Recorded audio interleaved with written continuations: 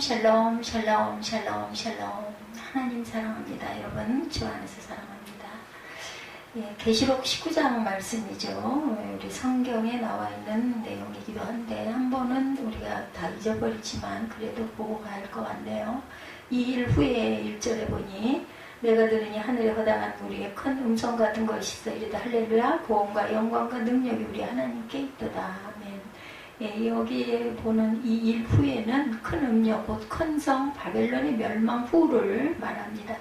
바벨론 멸망이 계시록 17장부터 18장까지 있었죠. 그리고 오늘은 혼인잔치, 예, 어린 양의 혼인잔치다. 1절 그 윗말미에 조그마한 글씨로 제 성경에 이렇게 써 있어요. 19장이죠. 천년왕국에 대해서 20장, 새 예루살렘에 대해서 21장과 2장 마지막 장까지 이렇게 예, 앞으로 열리는 부분들입니다.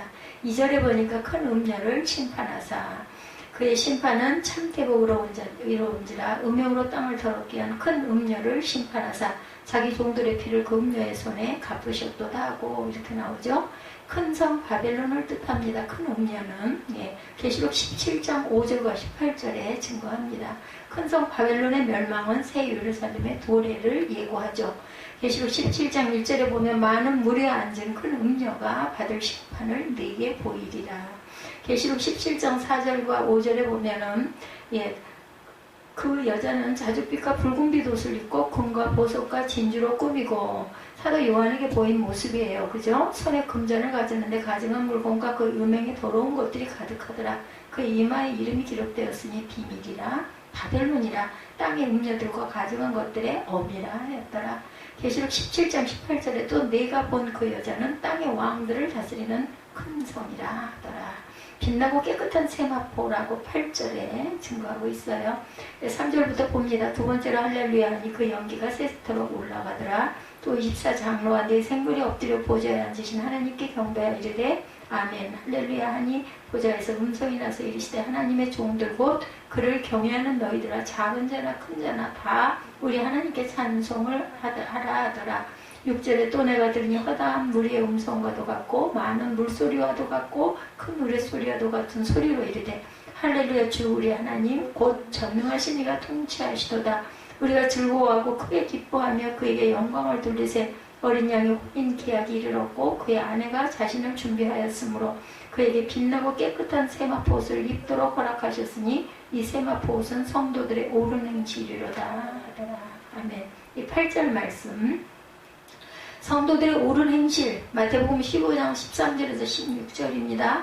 너희는 세상의 소금이니 너희는 세상의 빛이라. 너희 착한 행실을 보고 하늘에 계신 너희 아버지께 영광을 돌리게 하라. 이게 옳은 행실이에요. 소금과 빛의 역할을 하는 것. 세상의 소금과 세상의 빛. 소금은 고르게 하는 말입니다. 화목하게 하는 말이죠. 우리는 예수를 주로 고백함으로 화목하게 하는 직책을 받았어요. 마가복음 9장 50절에 소금을 두고 서로 화목하라. 골로새서 4장 6절에 너의 말을 소금으로 맛을 낸과 같이 하라. 이렇게 얘기하고 있죠.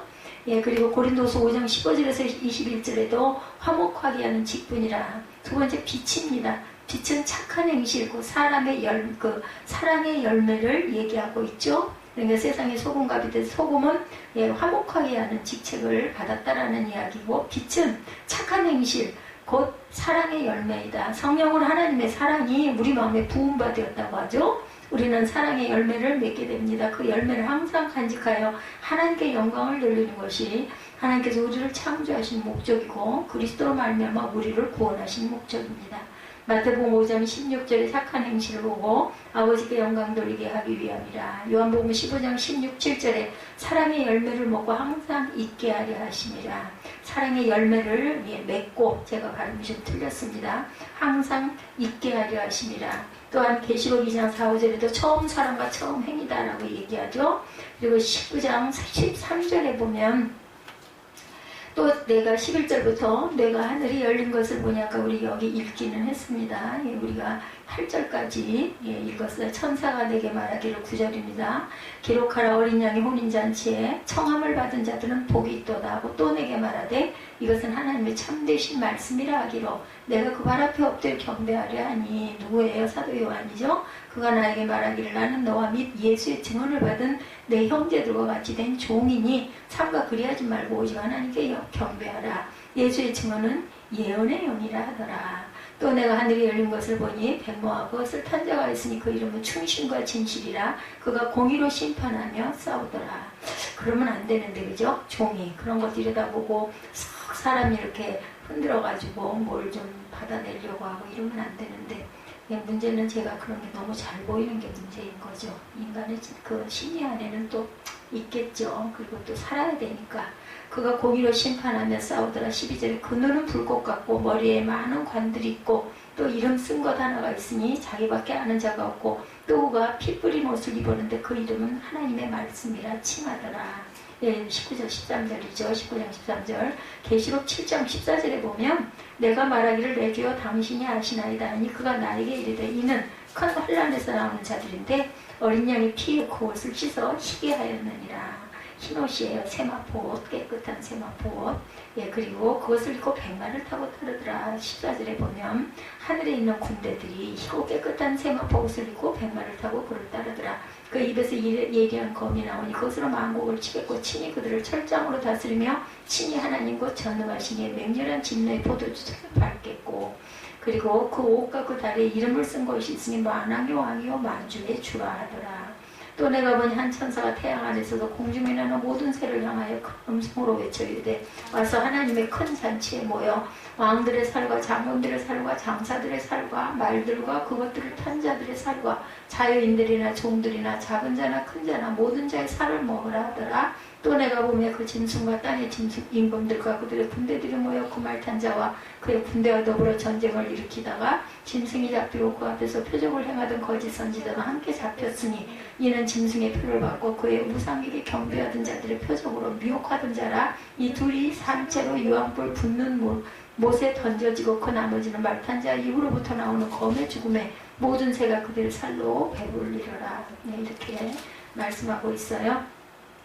20절이죠. 짐승 거짓 선지자 20절에서 짐승이 잡히고 그에서 표적을 행하는 거짓 선지자도 함께 잡혔으니 이는 짐승의 표를 받고 그의 우상에게 경배하는 자들을 표적으로 미혹하는 자라. 이 둘이 산채로 유황불 붙는 물에 던져지고, 여기서 말씀하고 있는 부분, 짐승은 계시록 13장에 용에게 권세를 받아 42달 동안 세계 모든 민족을 장악하여 예수 믿는 성도들을 며칠든지 다 죽이는 불법의 사람과 적그리스도를 뜻합니다.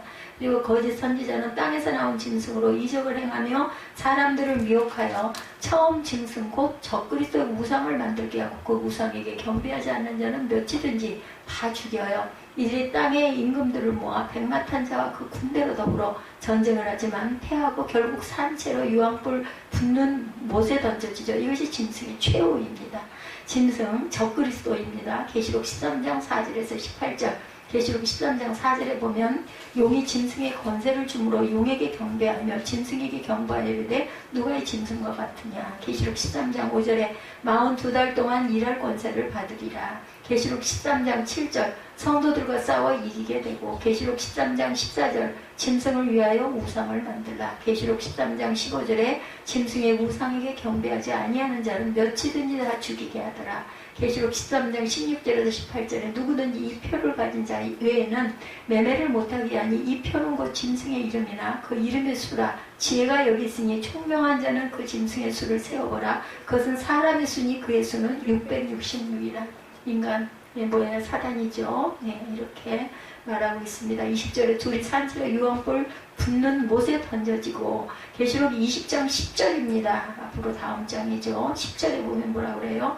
그들을 미혹하는 마귀가 불과 유황못에 던져지니 거기는 그 짐승과 거짓 선지자도 있어 세세토록 백날 괴로움을 밤낮 괴로움을 받으리라. 이렇게 살아서 뭐 하겠어요, 그죠? 밤낮 괴로움을 받는 그런 삶을 절대로 살아서는 안 되겠죠. 미혹하는 마귀가 불과 유황못에 던져지니 거기는 그 짐승과 거짓 선지자도 있어 세세토록 밤낮 괴로움을 받으리라. 백마를 탄 자 큰 음녀 바벨론의 멸망으로 길고 지루하게 묘사되던 대환란이 드디어 끝이 나고 최후의 심판을 위해 그리스도의 재림이 임박합니다. 19장에서는 그리스도의 영광스러운 재림이 묘사되고 있죠. 우리가 읽어보고 뜻을 쭉 새기고 왔습니다. 세상 나라들에 대한 하나님의 공의로우신 진노가 그 절정에 이르게 된 거예요. 예, 하늘에서 들리는 기쁨의 찬양 소리가 들립니다. 첫 번째 바벨론에 내린 심판에 대한 찬양이죠. 1절에 보면 바벨론의 멸망이 있은 후에 요한이 들으니 하늘에서 허다한 무리의 찬송이 있었어요. 이 찬양은 바벨론에 내린 하나님의 공의로운 심판에 대해 노래하는 거죠. 하나님은 인간의 중심을 보시는 분으로 사람의 행동뿐만 아니라 생각과 의도까지 하시고 지혜를 가지고 계시기에 공정한 판단을 내리실 수 있는 분입니다. 하늘의 허다한 무리들은 바로 그 하나님의 공의로운 심판으로 막이 내려진 큰 환란에 대하여 하나님께 찬양을 드리고 있는 거예요. 이에 화답하여 24장로들과 내 생물도 엎드려 아멘 할렐루야로 하나님께 경배합니다. 그러자 보좌에서 누구인지 알 수 없는 음성이 나서 하나님의 종들 곧 그를 경외하는 너희들아 물론대소하고 바울이 하나님께 찬송하라, 이렇게 5절에 보면 말씀하고 있죠. 15장 5절 다시 잠깐 봅니다. 보좌에서 음성이 나 이르되 하나님의 종들 곧 그를 경외하는 너희들아 작은 자나 큰 자나 다 우리 하나님께 찬송하라 하더라. 또 내가 들으니 허다한 무리의 음성과도 같고 많은 물소리와도 같고 큰 우레소리와도 같은 큰 소리로 이르되 할렐루야 주 우리 하나님 곧 전능하신 이가 통치하시도다. 이렇게 예배를 계속 드리고 말씀을 계속 읽고 기도를 계속 한 자가 어디로 가겠어요? 그렇죠? 아시겠죠? 무슨 얘기인지. 네, 그것이 우리의 삶의 목적이 돼야 하는데 인간들이 그걸 모릅니다. 안타까운 거죠. 불쌍한 거예요. 여기서 모든 하늘의 성도들이 하나님을 찬양하는 할렐루야를 높이 외치는 모습이 나타나고 있습니다. 이러한 깊은 연합 찬양이야말로 오늘날 우리 성도들의 공동체에 꼭 필요한 부분이죠. 할렐루야를 하나님을 찬양합니다. 시편 150편 1절과 6절입니다. 할렐루야 그의 성소에서 하나님을 찬양하며 그의 권능의 궁창에서 그를 찬양할지어다. 호흡이 있는 자마다 야훼를 찬양할지어다. 할렐루야 아멘. 하나님의 심판은 참되고 의로우시죠. 계시록 15장 3절에 하나님의 종 모세의 노래 어린 양의 노래를 불러 이르되 주 하나님 곧 전능하신 이시여 하시는 일이 크고 놀라우시도다. 만국의 왕이시여 주의 길이 의롭고 참되시도다. 아멘. 어린 양의 혼인잔치에 대해서 7절에 말하고 있죠. 예, 7절 우리가 즐거워하고 크게 기뻐하며 그의 영광을 돌려서 어린 양의 혼인 기약이 이르렀고 그의 아내가 자신을 준비하였으므로 이렇게 얘기합니다. 하늘에서 들리는 찬양 가운데 어린 양의 혼인잔치가 묘사되어 있어요. 어린 양의 혼인잔치란 그리스도의 재림 때 이루어질 어린 양 되신 그리스도, 그리고 또한 교회 사이의 연합을 말합니다. 그리스도와 교회 사이의 연합. 예, 교회가 그리스도와 하나가 되어야 합니다. 이 혼인잔치 때 성도들이 하늘로 들려 올려져 주님을 영접하게 될 것이다. 이렇게 그리스도와 교회를 혼인관계로 묘사하는 것은 구약 때부터 하나님과 이스라엘의 관계를 나타내고 있습니다. 예수께서도 자신을 친히 신랑으로 비유하셨죠. 교회와 그리스도의 관계를 부부로 비유하는 것은 바울에게서도 자주 발견합니다. 교회와 성도들은 이 잔치를 위해 자신을 예배할 줄 알아야 되겠다. 그것은 선한 행위로 가능한 것이 아니라 하나님의 은혜로 말미암아 가능한 것이다. 우리가 아무리 선행을 한다고 해도 그것의 조건이 되지는 절대 않습니다. 하나님의 은혜, 그러니 무슨 얘기인지 내가 몸소 우리가 알고 가는 거 아니에요? 내가 이렇게 은혜를 받고 이렇게 말씀이 이렇게 기쁘고 달고 이건 누가 이해를 하겠어요? 이거 모르는 사람들은 그게 뭐가 어때서 많이 빨라 끝나는 게 좋지. 근데 우리는 아니잖아요. 구별된 거죠. 구별된 거. 예, 그렇게 되도록 우리가 기도해줘야 합니다. 그거 알면 그러겠어요? 절대로 안 하죠. 하라고 해도 안 해요. 그거를. 근데 거기에 들어가는 게 아무나 들어가는 게 아니라는 거. 그렇지만 성도의 의로운 행실에 대해서도 언급되죠. 8절에 보면은 말씀하고 있어요. 그에게 빛나고 깨끗한 세마포 옷을 입도록 허락하셨으니 세마포 옷은 성도들의 옳은 행실이로다 하더라. 세마포 옷 입겠어요? 그래가지고 못 입죠. 예배 그렇게 드려가지고 절대 입을 수가 없습니다. 천국에 임할 수가 없다라는 거예요. 하나님 말씀대로 말씀 안에서 아무리 좋게 얘기를 해도.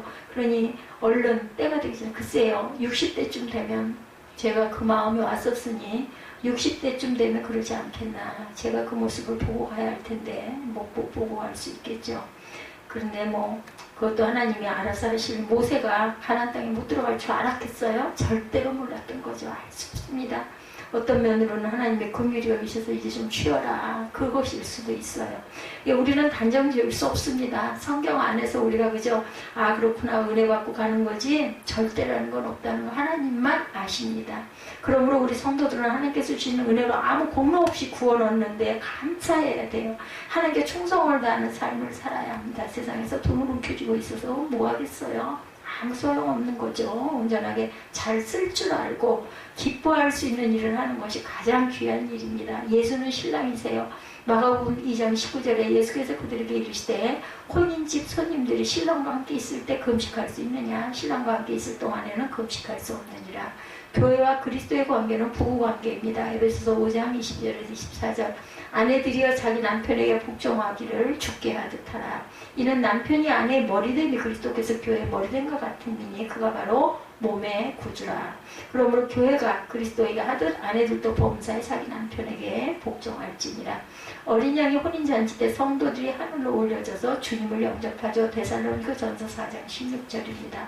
주께서 호령과 천사장의 소리와 하나님의 나팔 소리를 친히 하늘로부터 강림하시리니 그리스도 안에서 죽은 자들이 먼저 일어나고. 예수 그리스도의 재림이에요. 11절에 보면 또 내가 하늘에 열린 것을 보니 보라 백마와 것을 탄 자가 있으니 그 이름은 충신과 진실이라. 그가 공의로 심판하며 싸우더라. 예수 그리스도의 영광과 재림, 요한은 드디어 하늘이 열린 것을 봅니다. 그리고 거기에 백마 탄 자를 봤어요. 그분은 재림지로 불신세상을 심판하고 짐승을 완전히 멸하기 위해 오신 예수 그리스도이시다. 예수 그리스도는 초림하실 때와는 달리 재림 때는 영광스러운 모습으로 이 땅에 임하시는 것을 요한은 보았다는 거죠. 재림지로 오시는 그리스도는 정복자라서 모든 원수들을 쳐부수는 분이다. 또한 충신과 진실이라는 이름으로 오신 신실하고 거짓이 없는 분이다. 아울러 그리스도는 공의로운 심판으로 이 세상을 심판하기 위해 오셨어요. 이렇게 영광스럽고 신실하고 공의로운 심판주의 모습으로 재림하시는 그리스도는 이제 더 이상 은혜의 말씀을 전하기 위해서가 아니라 공의로운 심판과 승리의 나팔을 불기 위해서 오신 것입니다. 십자가상에서 하나님의 진노를 한 몸에 받기 위해 오신 괴로움의 그 초림 때와는 다르게 하나님의 진노의 포도주틀을 밟아 짜기 위해 재림하시는 것이다. 그리스도는 만왕의 왕이요 만주의 주이신 분이시기 때문입니다. 이 영광스러운 재림의 모습을 상상하면서 오늘도 성도들은 그리스도의 재림을 고대하는 신앙의 삶을 살아야 할 줄 믿습니다. 그리스도는 만주의 주요 만왕의 왕으로 승리하시죠. 계시록 17장 14절에 증거합니다.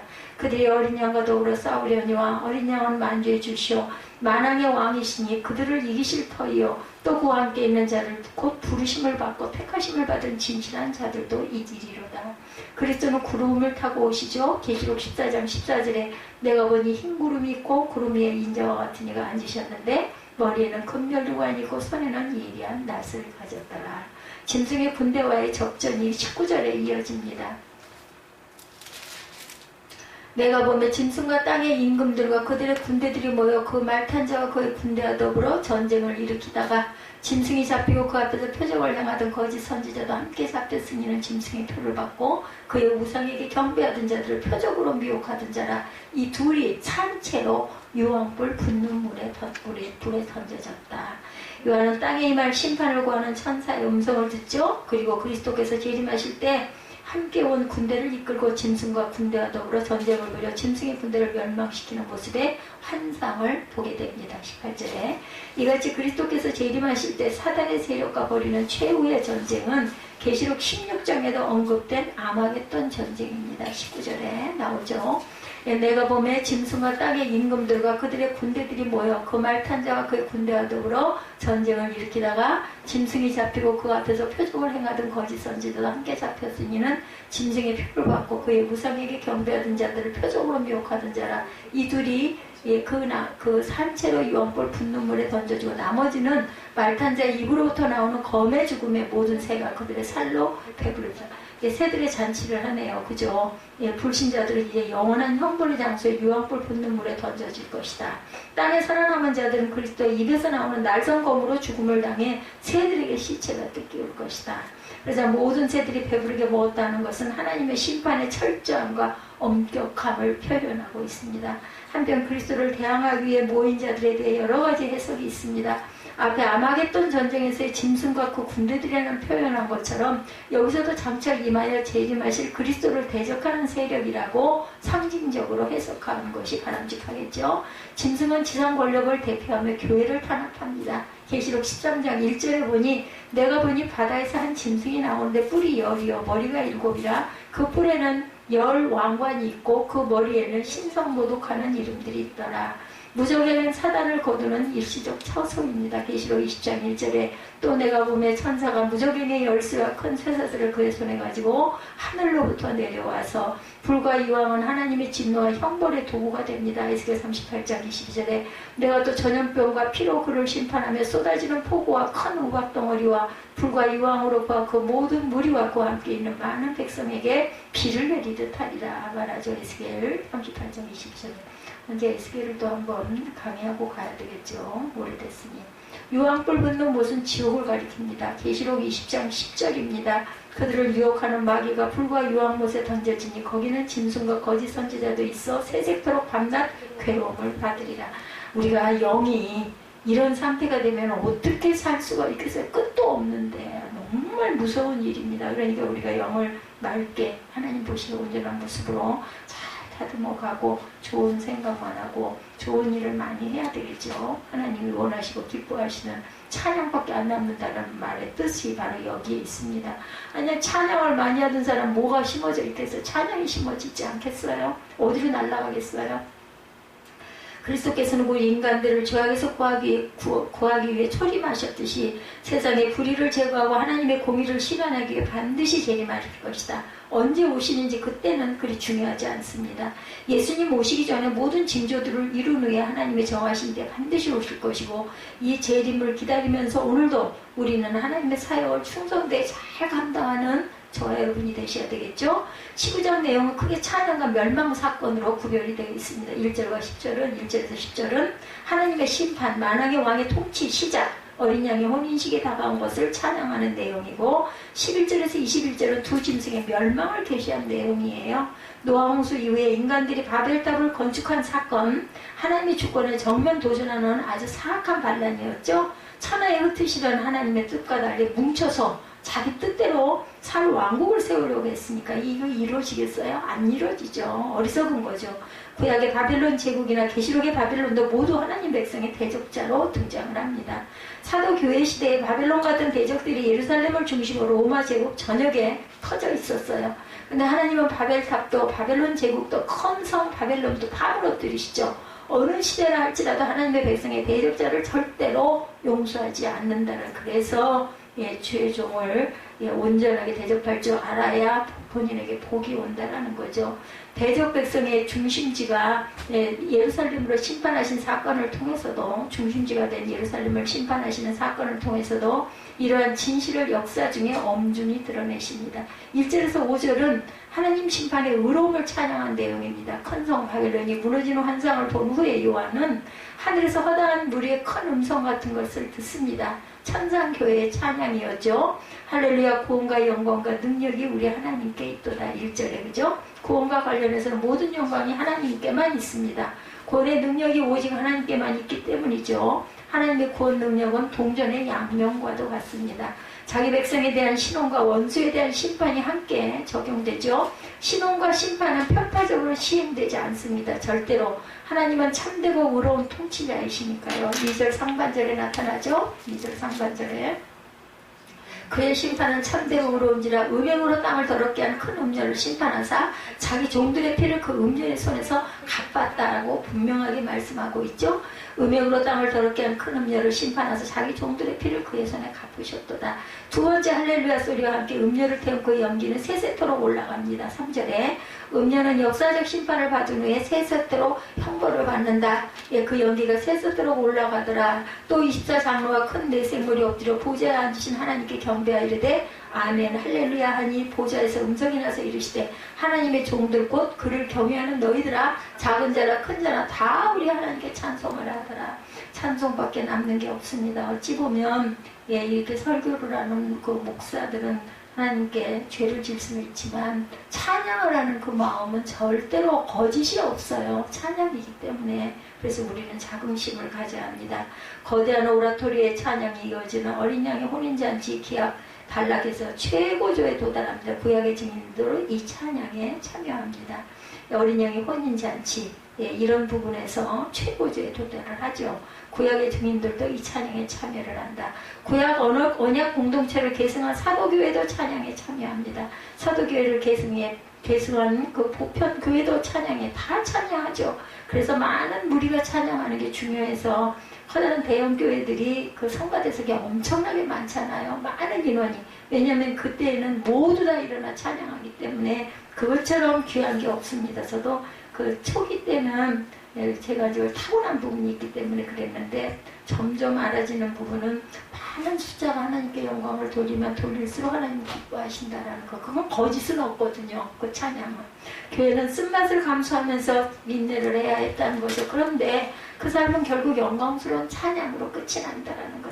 잊지 마시기 바랍니다. 분명히 사람은 이해를 못하지만 하나님은 알고 보고 계시기 때문에 절대로 다 속에도 자기 양심, 내 마음은 알잖아요. 그건 절대로 속일 수가 없는 부분이에요. 그러니까 절대로 하나님만 믿고 바라보시기 바랍니다. 6절에서 7절 그 앞장발에 하나님의 통치 시작을 찬양한 내용이죠. 천상에서 화다한 무리의 음성, 많은 물소리, 큰 뇌성 같은 찬양이 울려 나왔어요. 할렐루야, 주 우리 하나님 곧 전능하시니가 통치하시도다. 6절이죠.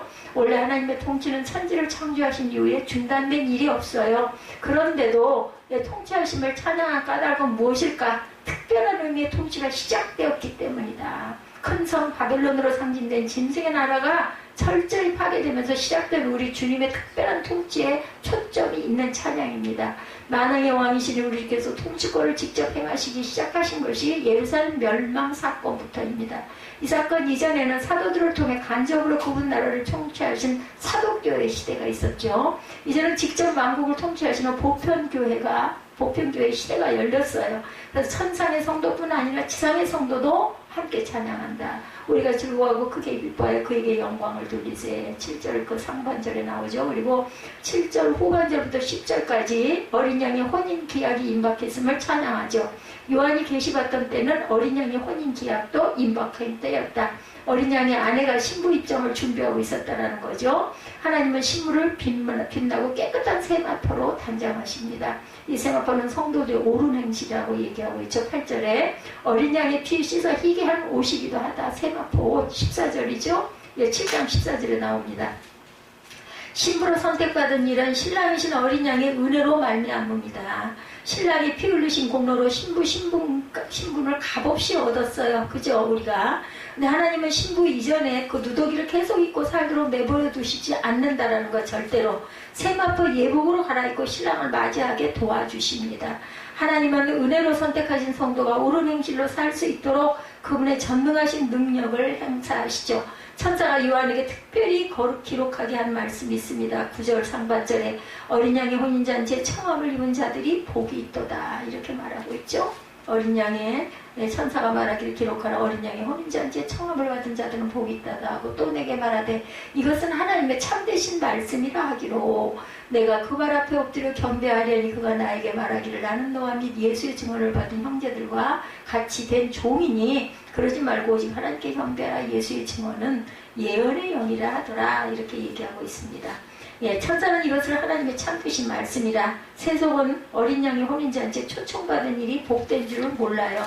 그런데 초점을 진심으로 사용하며 너희 혼인잔치에 가라고 얘기하죠. 초청을 사용하면서 복을 세상에서 찾기 때문이죠. 혼인잔치 참여가 얼마나 복된 일인지 설명하면 싫은 대색을 하고 더 강권하면 혐오합니다. 자기는 지옥이 좋다고 조롱하기도 하죠. 그런데 그 일의 복됨은 누구보다 잘 아는 요한은 가격합니다.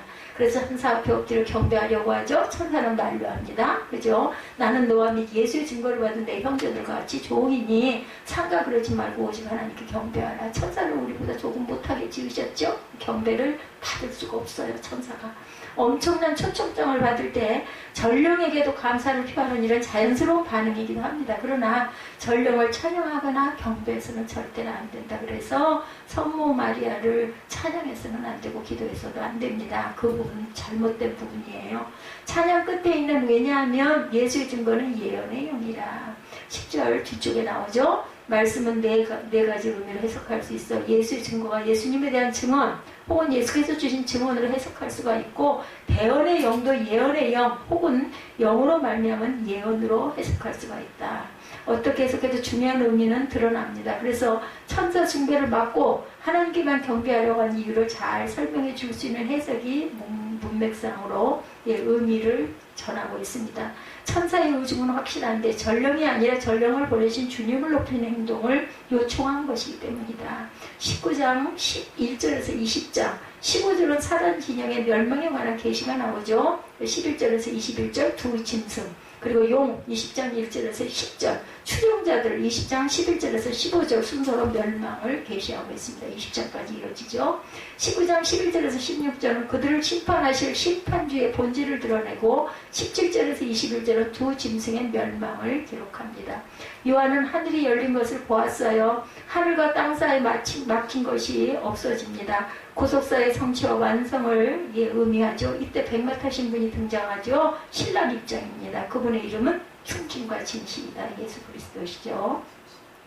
언약의 신실하고 참된 그분의 본질이 드러납니다. 그분의 심판은 예언의 언약에 따라 집행된 공의로운 행위로 드러나죠. 11절에 그분의 눈은 모든 것을 감찰하시는 불꽃과 같다. 머리에 있는 많은 멸루관은 만왕의 왕이심을 드러내죠. 몸에는 그분만 아시는 이름이 적혔는데 12절에 보면 나중에 공개가 되죠. 12절에 그 눈은 불꽃 같고 머리에는 많은 관들이 있고 이름 쓴 것 하나가 있으니 자기밖에 아는 자가 없고 그가 피 뿌린 옷을 입었는데 그 이름은 하나님의 말씀이라 칭하더라. 하늘에 있는 군대들이 입고 깨끗한 세마포 옷을 입고 백마를 타고 그를 따르더라. 그분의 입은 피 뿌린 옷, 백마 타신 분의 피가 아니라 대적의 피겠죠. 신원을 말하는 문맥이 아니라 심판 집행을 말하는 문맥일 겁니다. 그래서 이 피는 승리를 상징합니다. 이분의 이름은 하나님의 말씀이기도 하다. 성경입니다. 그래서 하나님의 말씀을 따르는 자가 그분의 백성이고 자녀입니다. 이 원리는 하늘이나 땅 어디에 있든 똑같이 적용됩니다. 하늘에 있는 군대들은 희고 깨끗한 세마포를 입고 백마를 타고 그분을 따랐다. 14절에 그렇게 증거하고 있죠.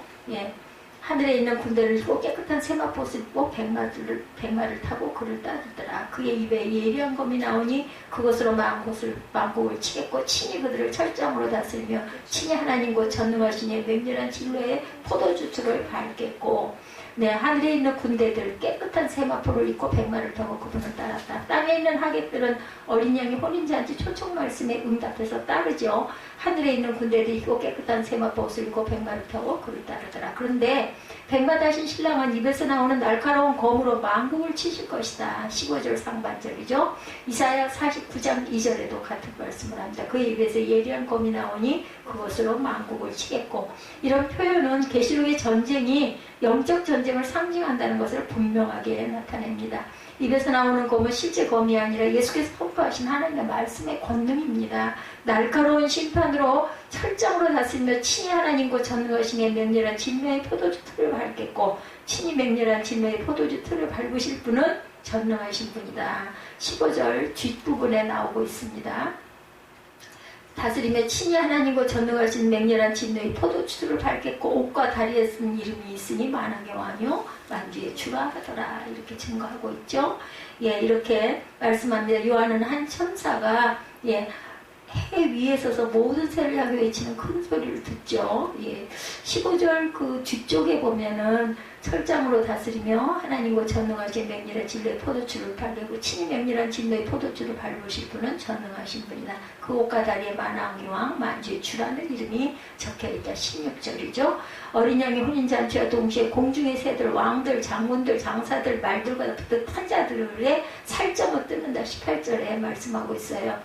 잔치에 참석하라고 초청의 음성을 17절에 듣죠. 자유한 자들이나 종들이나 무릇 배소나가 모든 자의 살점을 뜯는다. 뜯어먹습니다. 18절에 종들이나 작은 자나 큰 자나 모든 자의 살을 먹으라 하더라. 새들에게 제공되는 음식 종류는 바벨론으로 잡혀간 이스라엘 회복에 관해 예언했던 에스겔의 예언을 반영합니다. 에스겔 39장 17절에서 20절에 증거합니다.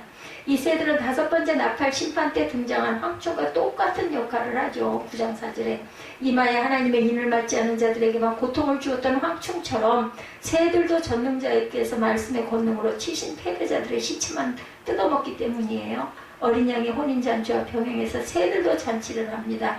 짐승과 짐승을 추종하는 땅의 임금들과 군대들, 이 백마 타신 분의 군대를 대항해서 전쟁을 일으켰다가 패배한 것이 새들의 잔치 배경이기도 합니다. 또 내가 보매 그 짐승과 땅의 임금과 그들의 군대들이 모여 그말탄자와 그의 군대와 더불어 전쟁을 일으키다가 이 전쟁은 아마겟돈 전쟁과 병행합니다. 16장 12절에서 16절에 이 전쟁에서 짐승과 거짓 선지자가 사로잡히죠. 사로잡힌 짐승은 바다에서 출현해도 용의 화신인 바다 짐승이고 거짓 선지자는 짐승의 표를 받게 하고 짐승의 우상에게 경배하도록 이적으로 미혹했던 땅 짐승입니다. 20절 상반절입니다.